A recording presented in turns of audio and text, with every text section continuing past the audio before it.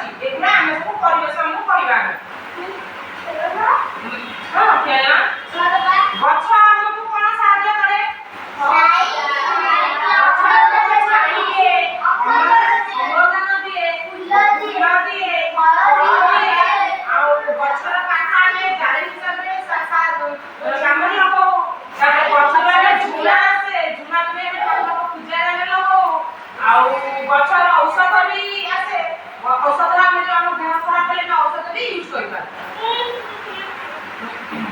ଆମେ ସବୁବେଳେ ପରିବେଶ ଆମର ସଫା କରିବା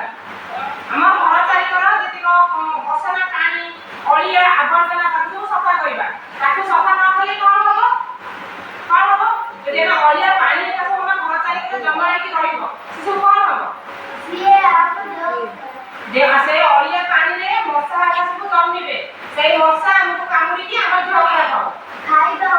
ଖାଇବା ପରେ ମାଛି ବି ଅଳିଆ ପାଣିରେ ମାଛି ବି ଜନ୍ମ ହେବେ ମାଛି ବି ଆସି ଆମ ଖାଦ୍ୟରେ ବସିଲେ ଆମର କ'ଣ ହବ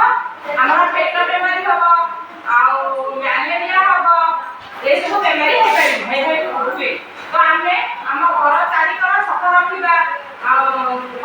ପଲିଥିନ୍ ଆମେ ୟୁଜ୍ କରିବା ନାହିଁ କାରଣ ପଲିଥିନ୍ ୟୁଜ୍ କଲେ ସେ ପଲିଥିନ୍ ଏକା ଯୋଉ ପକାଇବା ସେଟା ମାଟିରେ ମିଶିବ ନାହିଁ ଆମେ ପଲିଥିନ୍ ବଦଳରେ କ'ଣ ୟୁଜ୍ କରିପାରିବା